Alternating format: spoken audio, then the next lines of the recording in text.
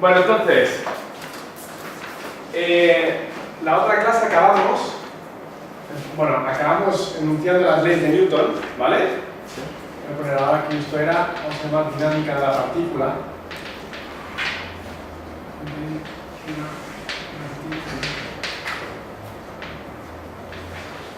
Vale, entonces enunciamos las leyes de Newton, que son los pilares de la dinámica de la partícula, ¿vale? La primera ley era la ley de inercia,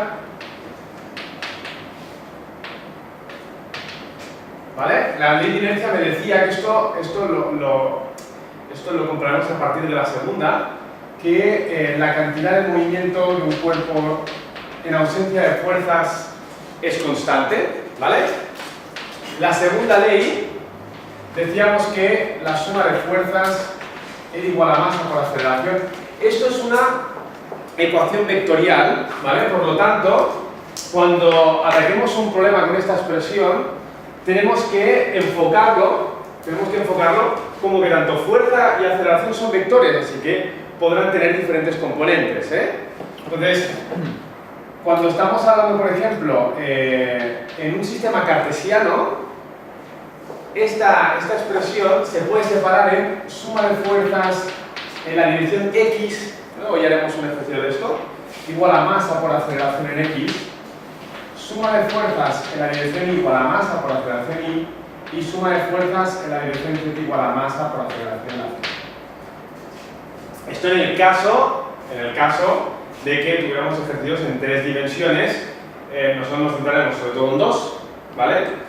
Si hacéis alguna asignatura de ingeniería, por ejemplo, hacéis sistemas mecánicos, sí que pueden aparecer las 3, ¿vale?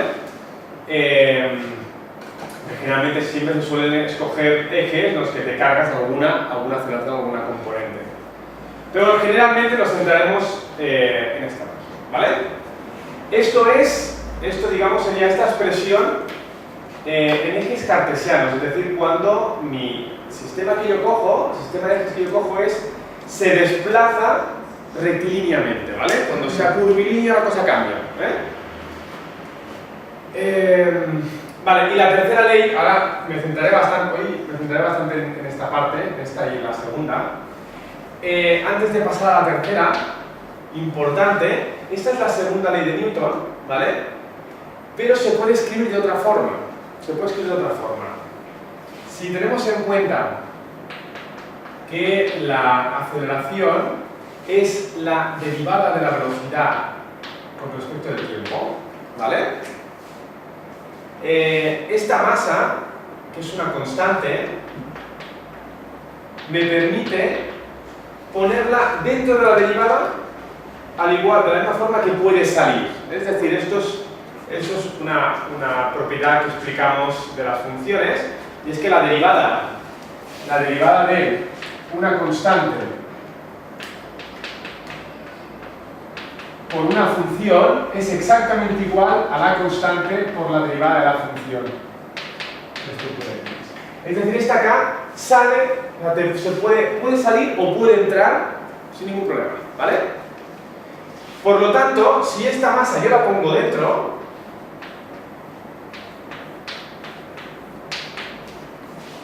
resulta que el producto masa por velocidad se conoce como cantidad de movimiento o momento lineal. Esto es momento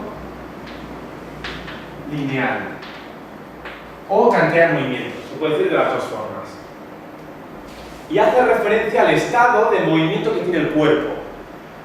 Ejemplo, un cuerpo que está quieto tiene velocidad cero, pero masa diferente de cero, entonces su momento lineal es cero, ¿vale? Pero si ese cuerpo se mueve con una cierta velocidad y tiene masa, automáticamente tiene un cierto momento lineal o cantidad de movimiento asociado. Esto será importante cuando hablemos de choques. Muy importante el momento lineal cuando hablemos de choques. Entonces, importante, ¿qué ocurre si esta suma de fuerzas es cero. Es decir, supongamos una situación en la que no actuaron fuerzas, entonces se puede llamar fuerza resultante. ¿Qué ocurre si sobre un cuerpo no actúan fuerzas o actúan, pero la suma se anula? Es decir, supongamos que yo estoy empujando en una dirección y otra nos está empujando en sentido contrario, con la misma fuerza. Ese cuerpo está en equilibrio porque al final una fuerza se anula con la otra y entonces la resultante sería cero, ¿vale? Pues bien, si esto es cero, como la suma de fuerzas es igual a esta derivada,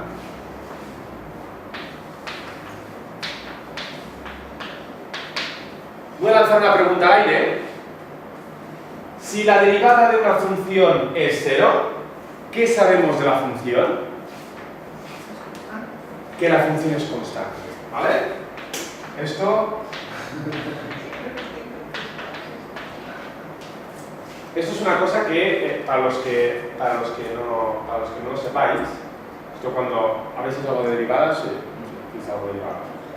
Cuando yo derivo una constante, como la derivada no es otra cosa que la variación de la función con respecto a la variable, claro, si la función es constante no varía, ¿vale? Por lo tanto, su derivada directamente es cero. Entonces, haciendo ese razonamiento a la inversa, podemos directamente concluir que si esta derivada es cero es porque esto seguro que tiene que ser una constante o cero, ¿vale? En términos generales puedo decir que es constante. ¿Y esto qué es? La ley de inercia, ¿vale? Entonces, ¿qué me dice la ley de inercia? Me dice que un cuerpo en ausencia de fuerzas mantiene su estado de movimiento hasta que esa situación cambie, ¿vale? ¿Preguntas? No. Muy bien. No os cortéis porque estos los tengo grabados, ¿eh? O sea, que no salís, no a nadie se ve la cara, ni nada de eso, no me podéis denunciar por derechos de imagen, etcétera, ¿vale? Pero quiero que preguntéis y esto sea lo más instructivo posible. Dentro de lo complicado puede ser a veces explicar la física porque cada uno interpreta cosas diferentes, pero yo creo que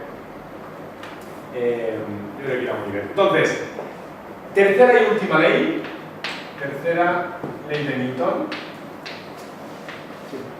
o ley de acción-reacción. Acción-reacción. Esta ley la conocéis todos, se utiliza muchísimo en la sociedad, acción-reacción, ¿vale? Pero no mucha gente la entiende, es decir, mucha gente que ha estudiado física, en realidad esta ley la confunde, ¿vale? Pero es normal, hay que indagar un poco en ella para entenderla a la perfección. Pero lo podemos resumir de la siguiente forma. Si yo tengo un cuerpo, por ejemplo, cuerpo 1 y cuerpo 2, y están en contacto, ¿vale? Si el cuerpo 1 hace una fuerza sobre el cuerpo 2, esta fuerza, la fuerza que hace este cuerpo sobre el otro cuerpo, fijaros que lo que yo voy a hacer es, yo voy a dibujar la fuerza que hace el cuerpo 1 donde está el cuerpo 2, ¿vale? Uno no hace una fuerza sobre sí mismo. Entonces, llamamos F1,2 a la fuerza que hace el cuerpo 1 sobre el cuerpo 2, ¿sí? Entonces, fijaros que esta fuerza la estoy dibujando sobre el cuerpo que está actuando. Este detalle es importante porque muchas veces uno dice, hostias, a la hora de dibujar las fuerzas sobre un cuerpo, ¿cuáles tengo que dibujar? Justamente las que están actuando sobre ese cuerpo. No las que hace ese cuerpo, sino las que actúan sobre él, ¿vale? Pues claro, eso a la hora de enfocar un problema es importante porque nos ahorra muchísimo tiempo a la hora de poder plantearlo bien. Entonces, esta ley me dice que la fuerza que hace el cuerpo 1 sobre el cuerpo 2 es exactamente igual, pero de signo contrario, de sentido contrario, a la que hace 2 sobre 1. Es decir,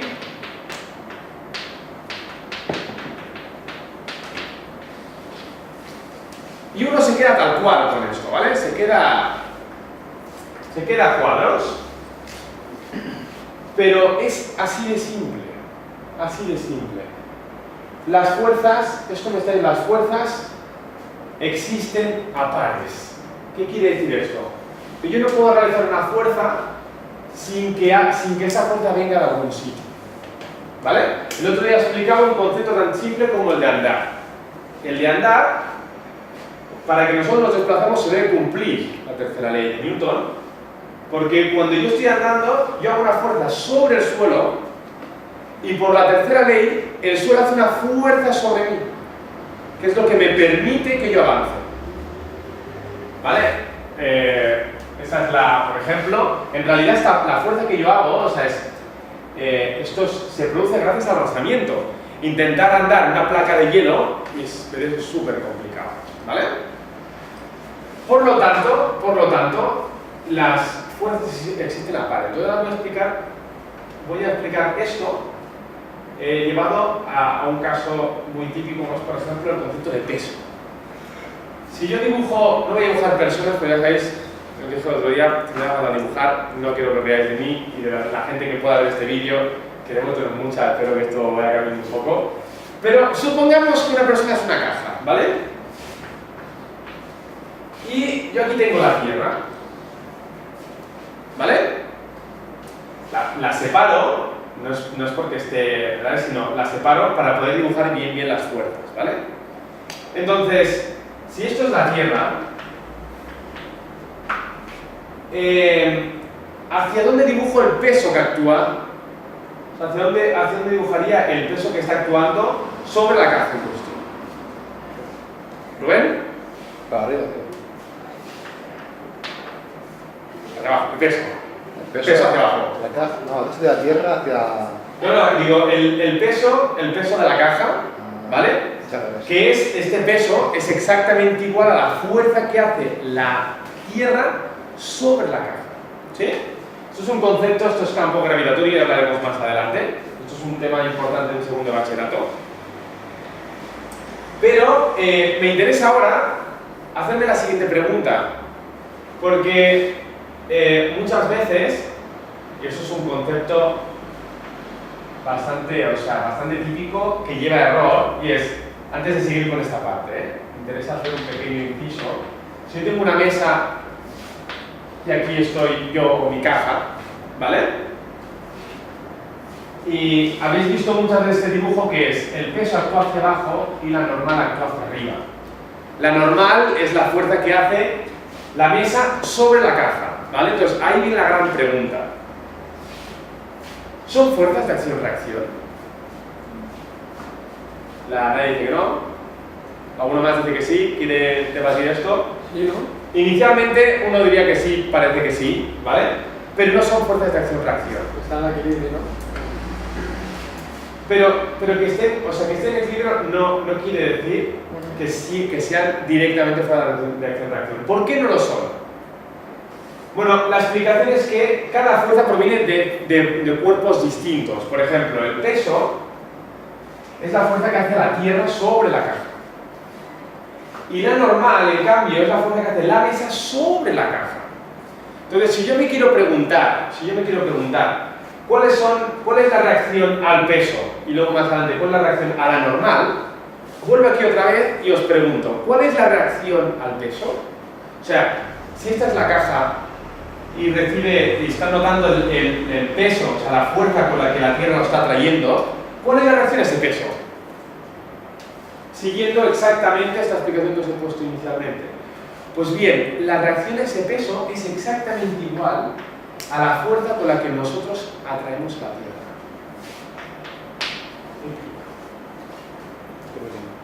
Y ahora uno se preguntará, porque es lo lógico, ostras, entonces, si la Tierra me atrae a mí con una fuerza y yo atraigo a la Tierra con la misma fuerza,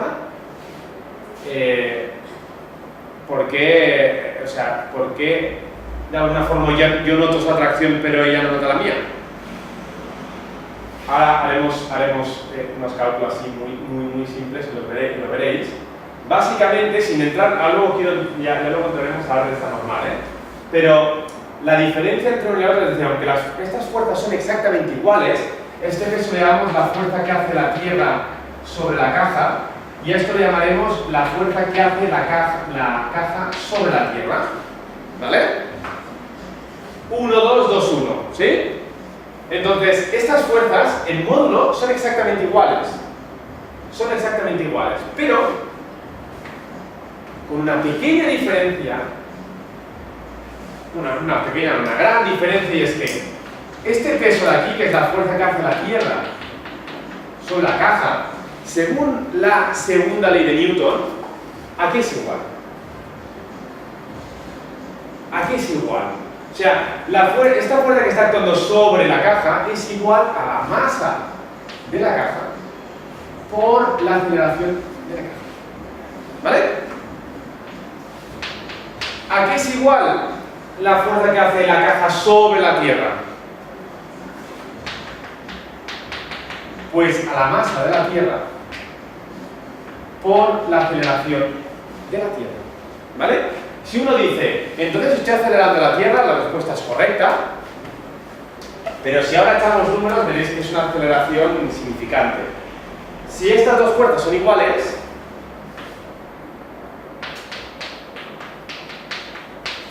entonces la masa de la caja por la aceleración de la caja es igual a la masa de la Tierra por la aceleración de la Tierra. ¿Cuánto vale la aceleración de la caja? Es decir, esto lo sabemos. ¿Cuál es la aceleración la aceleración con la que la Tierra me atrae hacia ella? 9,8. ¿Vale? Entonces, ¿esto es G? Con lo cual es masa de la caja por G es igual a masa de la Tierra por la aceleración de la Tierra. Si ahora de aquí despejamos la aceleración de la Tierra, pues tengo masa de la caja por la gravedad dividido entre la masa de la Tierra. ¿Alguien sabe cuál es el valor de la masa de la Tierra? Es del orden de 10 a la 24 kilogramos. Si, siendo bastante generosos, yo pesara 100 kilos, 100 kilos comparado con 10 a la 24, o sea, 10 a la 2 con 10 a la 24, esto es 10 a la 2 aproximadamente, entre 10 a la 24 por G, esto me sale del orden de 10 a la menos 22 veces la gravedad, por lo cual es que prácticamente ni se entera. Estos son 0, son 22 ceros a la izquierda, ¿vale? Y luego vienen los decimales. Por lo tanto, o sea, ojo cuando decimos que yo no atraigo la Tierra con la misma fuerza, no, es la misma fuerza. Lo que la aceleración es muy pequeña porque su masa es enorme, ¿vale? Pero ya podemos contestar de que estas fuerzas no son de acción-reacción. ¿Cuál es, si P es la acción, cuál es la reacción? P'. ¿Cuál es la reacción de la normal? Pues la reacción de la normal, si yo ahora aquí dibujo la mesa, es la fuerza que hace la caja sobre la mesa. Este concepto es importante porque cuando hagamos ejercicios donde haya un bloque encima de otro bloque, vamos a tener en cuenta esta ley. ¿Vale? O sea, ahora ya lo puedes decir, ya puedes entrar en la universidad diciendo que este concepto lo entendéis bien. Y comprobáis que la gran mayoría os dirá que esto es acción-reacción. Y otro punto importante, aquí la normal y el peso se compensan porque este cuerpo está quieto, pero solo es en este caso donde se compensan. En muchos casos, la normal puede compensar a una o varias fuerzas, ¿vale? Entonces, ya os enseñaré cómo sacar la normal directamente, sacarla, o sea, no suponerla, sino desarrollarla, ¿vale? ¿Preguntas? ¿Ha quedado claro? ¿Sí? Hacer preguntas, ¿eh? Estos conceptos es importante dejarlos bien claros.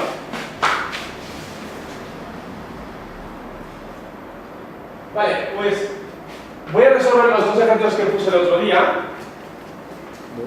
Empezaré por este y luego seguiré con el otro. ¿Puedo borrar? ¿Sí? bueno que tiene esto es que si no lo dices, ostras, no he copiado, luego te vas al canal, lo buscas y dices, pues, ojalá en mi época se hubiera dado esto porque yo hubiera estado más atento a la explicación. Vale, el ejercicio era el siguiente. Ejercicio 1, este es el famoso plano inclinado. Yo tengo un plano inclinado, este es un ejercicio muy básico, pero a veces el hecho que sea, a veces lo básico es fundamental para que un concepto quede claro, ¿eh? Entonces, la estructura que vamos a seguir ahora es importante que la sigáis al pie de la letra, ¿vale? O sea, todo tiene su porqué, todo tiene un motivo. Entonces, en estos ejercicios es importante ser ordenados sobre todo. Vale, entonces tenemos aquí un cuerpo, yo os pongo inicialmente la masa del cuerpo, aunque no la vais a necesitar para lo que yo os pedía. Queremos saber la aceleración con la que este cuerpo va a bajar por un plano inclinado, teniendo en cuenta que este plano forma un cierto ángulo respecto al horizontal, que obviamente estamos en un plano donde hay gravedad, por lo tanto actúa la gravedad, y no hay fricción de momento, lo vamos a poner fácil, pero la fricción nos complicará mucho las cosas y sería importante hacer ejercicios de esa parte. Vale, entonces, lo primero que vamos a hacer, lo primero que llamamos es muy útil siempre, es coger el cuerpo, separarlo del plano, porque yo voy a estudiar, que esta es una gran pregunta, yo voy a estudiar la aceleración del cuerpo, no del plano, del cuerpo, ¿vale? Entonces voy a coger el cuerpo, lo voy a separar y voy a dibujar las fuerzas. ¿Qué fuerzas están actuando? ¿Qué conocemos? Peso, ¿vale? ¿Vale? ¿Pregunta? Normal, ¿no? Y la normal. La normal, ¿por qué se le llama normal? Se le llama normal porque es siempre normal al plano. Y normal quiere decir perpendicular. Por lo tanto, siempre tendréis que dibujarla perpendicular al plano. Así que...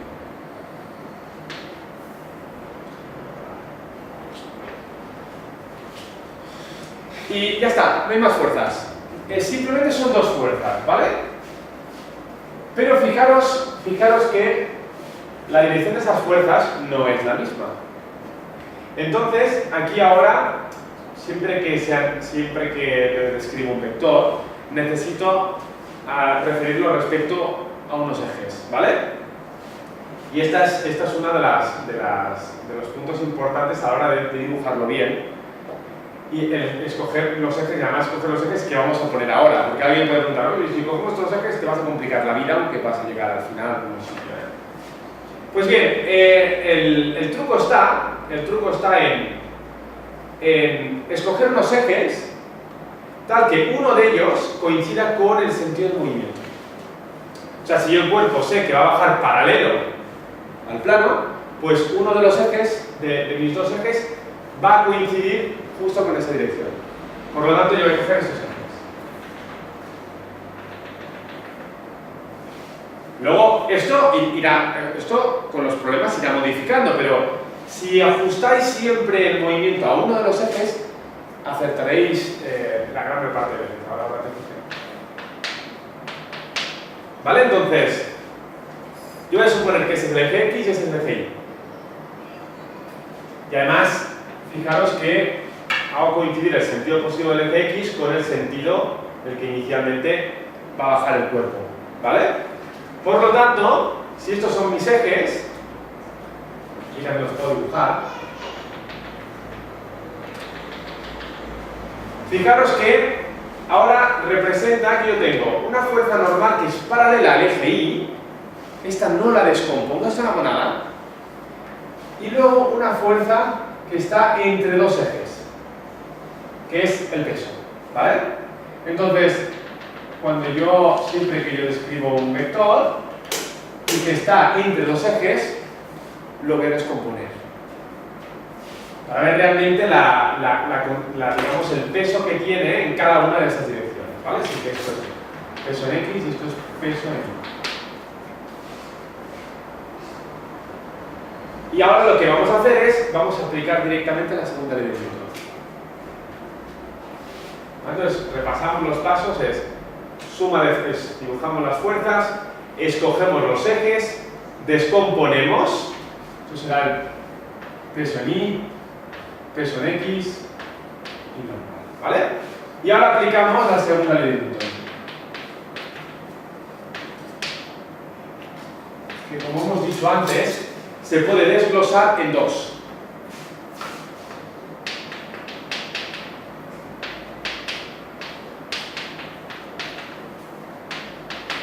¿Vale? Vale, entonces, una vez que tengo estas dos ecuaciones, fijaros que con mi elección de ejes, escogiendo justo estos ejes, mi cuerpo solo se va a mover paralelo al eje X, ¿correcto? Entonces, si toda la aceleración se concentra en una dirección, ¿cuánto va la aceleración en la perpendicular de esa dirección? 0. Así que, vemos aquí, esta, fijaros, ya le puedo quitar la componente X, porque ya se sobreentiende que se va a mover paralelo a ese eje, podéis dejarla si queréis. Pero, directamente en la componente vertical no hay aceleración. ¿Por qué? Porque yo he cogido unos ejes y lo he ajustado a ese caso. Por eso es importante acertar con los ejes. Si yo iba a coger estos ejes, ¿qué hubiera ocurrido? Pues que mi aceleración tendría dos componentes. ¿Vale? Y al tener dos componentes, ya no puedo anular una de las dos. ¿Vale? Vale, ¿qué voy a hacer ahora? Lo que voy a hacer ahora es, tengo mi dibujo de fuerzas, tengo mis ecuaciones, lo que voy a hacer es voy a coger estas fuerzas, las voy a meter dentro de esta ecuación, ¿vale? Entonces, esta suma de aquí no quiere decir que todas las fuerzas lleven un signo más, sino según, en este caso pueden ser una suma de un número positivo con un número negativo, ¿vale? En este caso, por ejemplo, fijaros que en la componente X, ¿cuántas fuerzas tenemos? Solo tenemos una. Solo hay una. ¿Vale? Por lo tanto, aquí esta suma de fuerzas será igual a peso en X. ¿Vale? Solo hay esa fuerza. Si ahora actuara la fricción, que iría en sentido opuesto, además pondríamos la fricción, iría con signo negativo. ¿Vale? Pues bien, según la segunda ley de Newton, esta fuerza es igual a masa por aceleración. Ojo con poner igual a masa por gravedad. Esto lo he visto muchísimas veces. Lo de masa de gravedad ya veremos que se concentra directamente al peso. Es decir, un cuerpo, decimos que su aceleración es igual a la gravedad cuando el cuerpo cae en caída libre. ¿Sí o no? Caída libre, nada más quitamos cualquier otro tipo de fuerza que no sea el peso. ¿Vale? Ya tenemos la componente X y la componente Y. ¿Qué fuerzas están actuando en la componente Y? Normal y parte del peso. Ahí está. Normal, positiva. Pues coger, por ejemplo, el sentido positivo hacia arriba y el peso en Y, que va hacia abajo, lo ponemos negativo. Además, tiene sentido porque esto tiene que anularse, entonces no tendría sentido de que esto fuera positivo. Si dos fuerzas opuestas están sumando, no tiene sentido que sea igual a cero. Por lo tanto, en este caso, una de las dos tiene que ser negativa para compensar. Pues bien, prácticamente ya hemos acabado. Solo nos falta una cosa aquí. Claro, ¿qué es peso en X y qué es peso en Y? Ahí está. Como es un vector que lo hemos descompuesto, tiene que depender de, en este caso, de la proyección y por lo tanto tiene que aparecer el ángulo de alguna forma, ¿sí? Y aquí ahora es cuando os pongo a prueba vuestra base de trigonometría. Y es cuando todo el mundo escucha trigonometría y le empiezan a temblar las piernas, no sé. Pero antes de eso, falta un último paso. Falta un último paso. Y el paso es el siguiente. Fijaros que yo lo que voy a hacer ahora, o mi intención, es describir la componente X y la componente Y según el módulo, en este caso es el peso, y el ángulo. Pero claro, ¿qué ángulo? ¿Vale? El ángulo obviamente tiene que estar relacionado con este ángulo de aquí. Pues bien, eso es un truco que esto es gratis. Y esto os va a ir muy bien, que os va a cambiar la vida. De hecho,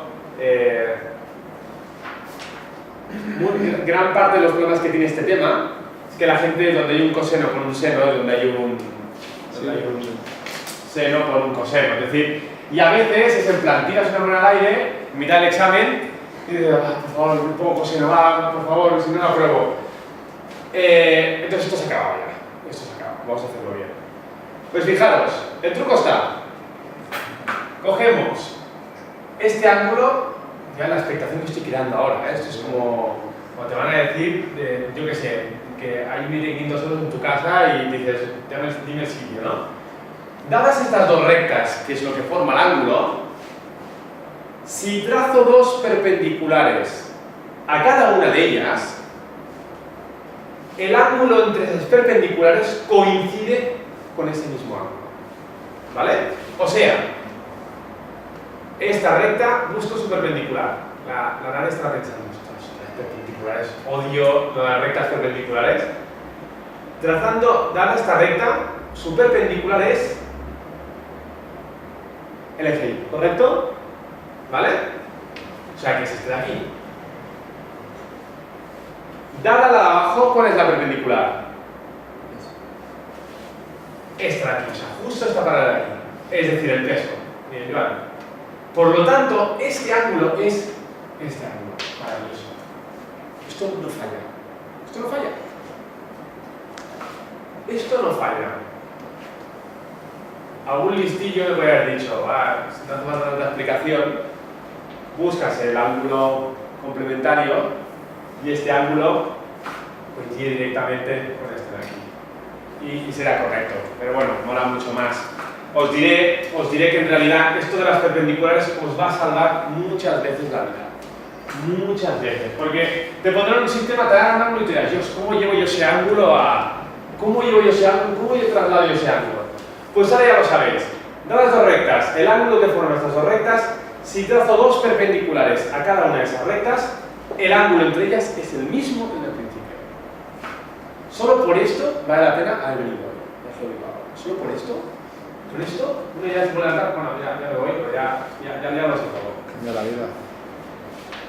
Noel? Que me cambia la vida, digo. Hombre, tú que te vas de vacaciones, vas a estar allí pensando, madre mía, de los ángulos, qué maravilla. Tu pareja te dirá, cállate ya con los ángulos, por favor, estamos de vacaciones. Bueno, entonces, ahora que tengo esto, ya monto mi triángulo. Tengo el peso hacia abajo, tengo la componente Y, y eso sí, ojo a la hora de dibujarlo, porque como os paséis de largo, es decir, como una de las componentes la dibujéis más larga, que es un error, que la propia hipotenusa, claro, os saldrá un triángulo bastante más grande, entonces ahí no habrá forma de sacar el coseno y el seno, ¿vale? Pero si lo hacéis bien,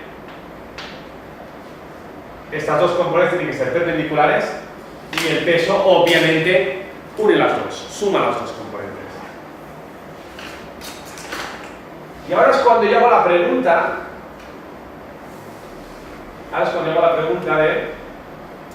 la hora que lo tenemos así, si al principio, cuando uno lo domina, es bueno partir siempre el coseno y seno, no ya directamente aquí sacarlo, pero ahí a veces uno puede patinar, Entonces, fijaros que, solo por definición, ¿qué es el coseno del ángulo de este triángulo rectángulo? Por definición, ¿el coseno del ángulo qué es? ¿Quién me lo dice? El opuesto, ¿no? No, el contigo. Ah, el contigo. Contigo, ahí está. Directamente. Luego esto lo cogeréis prácticamente ya como una regla, peso en Y, ya directamente P coseno, ¿vale? Pero si entendéis esto, luego os pondrán ejercicios más complicados Pero sabiendo esto bien, lo sacaréis siempre, no tenéis que tirar la moneda al aire. ¿Y qué es el seno del ángulo? El opuesto. El opuesto. O sea, px por p. Ahí está. P seno del ángulo.